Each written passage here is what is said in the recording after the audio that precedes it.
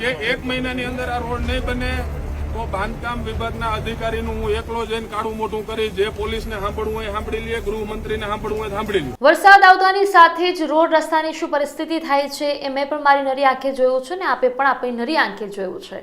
ખબર એ નથી પડતી કે પ્રી મોન્સૂનની કામગીરીમાં કરોડો રૂપિયાના બજેટ ફરવાય છે તો પછી આ બજેટના પૈસા વપરાય ક્યાં છે, ક્યાં કેટલી કટકી થાય છે, ક્યાં કેટલું કમિશન જાય છે અને ક્યાં લોકોના ખિસ્સા ગરમ થાય છે એ ઘણા બધા સવાલો વરસાદના ટાણે, વરસાદની આગાહી સમયે અને વરસાદ જ્યારે વરસે ત્યારે ખબર પડી જાય છે.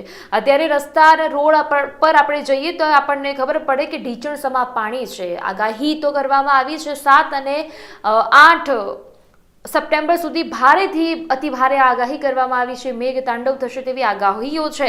Red alert, orange alert, yellow alert આપી દેવામાં આવ્યું છે. પણ આ બધાની વચ્ચે રોડ રસ્તા જે નજીવી બાબત છે કે જે હોવી જોઈએ જનતા માટે, એ રોડ રસ્તા તો કહેવાય કે સમારકામ સાથેના જ હોવા જોઈએ, એમાં ખાડા પડેલા ન હોવા જોઈએ. છતાં પણ એવું હોય છે અને જામજોધપુરના આમ આદમી પાર્ટીના ધારાસભ્ય હેમંત ખવા હવે તેમના વિસ્તારમાં પડેલા ખાડાઓને લઈને મામલતદાર પહોંચ્યા છે.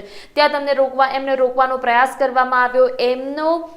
એમને રોકવાના પ્રયાસ સાથે સાથે પોલીસ અને હેમંત ખવા આમને સામને પણ જોવા મળ્યા. સાથે સાથે એમને પોલીસ અને બંને મોરે મોરો પણ આવી ગયા. સ્ક્રીન પર તમે દ્રશ્યો જોઈ શકો છો. મામલતદારને બોલાવવામાં આવ્યા. મામલતદાર સાથે એમને એવું પણ કહ્યું કે 1 મહિનાની અંદર આ રોડ સરખું નહીં થાય તો જે પણ અધિકારી છે તેમનું હું એકલો જઈને મોઢું કાળું કરી દઈશ. 1 મહિનાની અંદર આ રોડની પરિસ્થિતિ છે જે સરખી નહીં થાય એ.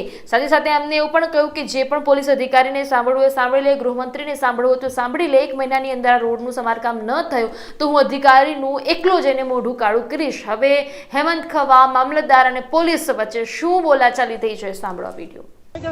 એક મિનિટ મામલતદાર શ્રી, રસ્તામાં 6 એસટી બસો અમને સામે મળી. અમે એક એમ કાચ તોડ્યા ના, વાત સાચી છે. બરોબર. તમને ત્યાં સુધી આવવા ગ્રામ પંચાયતની કચેરી આવી, દવાખાનું આવ્યું, યાર્ડ આવ્યું, હોસ્પિટલ આવી, અમે એક એમ કાચ તોડ્યા. અમે હું કઈ મામલતદાર કચેરીને અને આજ તમારી હાજરીમાં હું તમને કહેવા આવ્યો છું કે 1 મહિનાની અંદર આ રોડ નહીં બને તો બાંધકામ વિભાગના અધિકારીનું હું એકલો જઈને કાળું મોટું કરી જે પોલીસને સાંભળવું હોય સાંભળી લે, ગૃહમંત્રીને સાંભળવું હોય સાંભળી લે.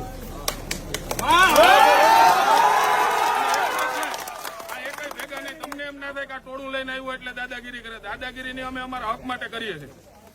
અને 1 મહિનાની અંદર આ રોડ ચાલુ ના થયો તો હું એકલો જઈને પછી મને બંધારણની રીતે જ્યાં ફાંસી માત્ર ચડાવવું હોય ચડાવી દેજો. તમે રસ્તાની હાલત જોઈ છે. તમે મામલતદાર શ્રી, તમે રાત્રિ રોકાણ ક્યારે કર્યું હતું ઈશ્વરિયામાં? ત્યારે તમે રસ્તે હેલા હશો ને?